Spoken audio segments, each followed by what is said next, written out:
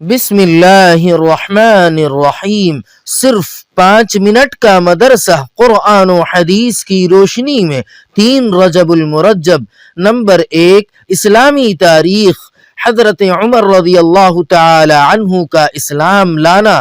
حضرت عمر فاروق رضی اللہ تعالی عنہ کا شمار عرب کے بڑے بڑے بہادروں میں ہوتا تھا۔ اسلام قبول کرنے سے پہلے حضرت عمر رضی اللہ تعالی عنہ مسلمانوں کے سخت دشمن تھے اور رسول اللہ صلی اللہ علیہ وسلم کے قتل کی فکر میں رہتے تھے۔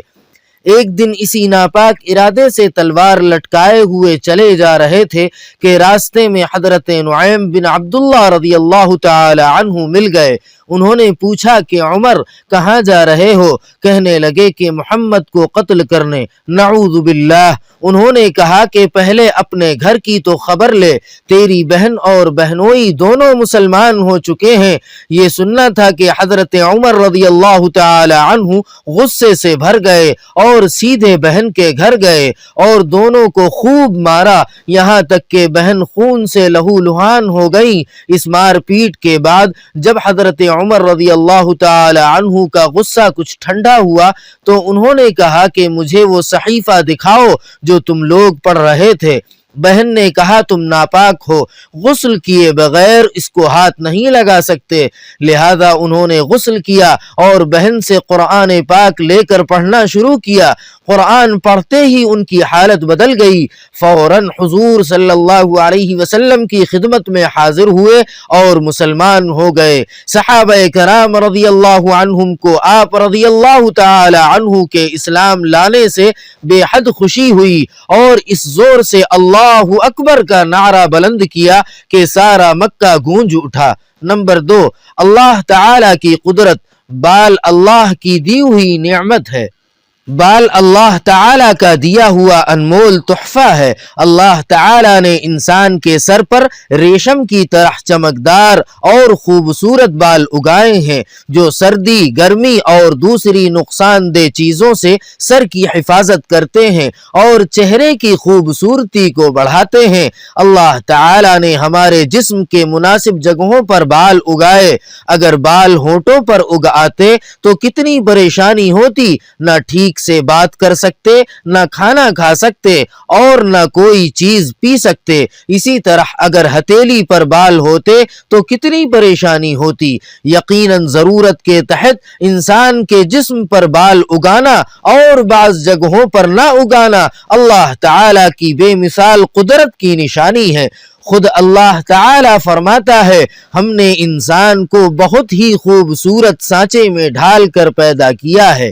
نمبر 3، ایک فرض کے بارے میں نماز کے چھوڑنے پر وعید۔ رسول اکرم صلی اللہ علیہ وسلم نے فرمایا نماز کا چھوڑنا آدمی کو کفر سے ملا دیتا ہے۔ ایک دوسری حدیث میں آپ صلی اللہ علیہ وسلم نے فرمایا ایمان اور کفر کے درمیان نماز چھوڑنے کا فرق ہے۔ نمبر 4، ایک سنت کے بارے میں 3 سانس میں پانی پینا۔ حضرت انس رضی اللہ تعالی عنہ پانی پینے کے وقت 2 یا 3 سانس لیتے اور فرماتے کہ رسول اللہ صلی اللہ علیہ وسلم بھی 3 مرتبہ سانس لیتے تھے۔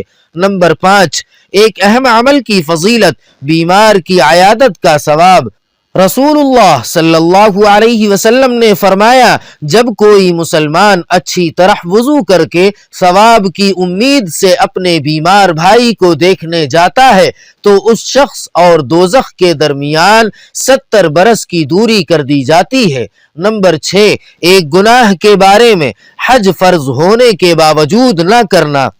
رسول اللہ صلی اللہ علیہ وسلم نے فرمایا جس آدمی کے پاس سواری اور خرچہ اتنا ہو کہ وہ آرام سے بیت اللہ تک پہنچ سکتا ہے پھر بھی حج نہ کرے تو کوئی فرق نہیں ہے کہ وہ یہودی ہو کر یا نصرانی ہو کر مرے۔ نمبر 7، دنیا کے بارے میں۔ دنیا آخرت کا ذریعہ ہے۔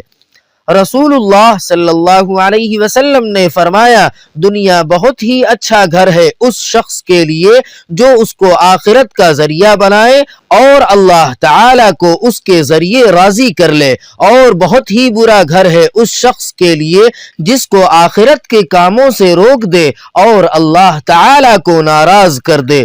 نمبر 8، آخرت کے بارے میں دوزخی کی چیخ و پکار۔ قرآن پاک میں اللہ تعالی فرماتا ہے جو لوگ بدبخت ہیں وہ دوزخ میں ہوں گے، اس میں ان کی چیخ و پکار ہوتی رہے گی۔ نمبر 9، طب نبوی سے علاج، 3 چیزوں میں شفا ہے۔ رسول اللہ صلی اللہ علیہ وسلم نے فرمایا شفا 3 چیزوں میں ہے، شہد پینے میں، پچھنا لگانے میں اور آگ سے داغنے میں۔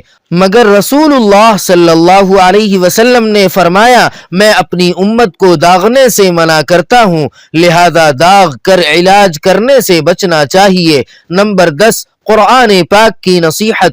قرآن پاک میں اللہ تعالی فرماتا ہے اے لوگو اس رب کی عبادت کرتے رہو جس نے تمہیں اور تم سے پہلے لوگوں کو پیدا کیا تاکہ تم پرہیزگار بن جاؤ۔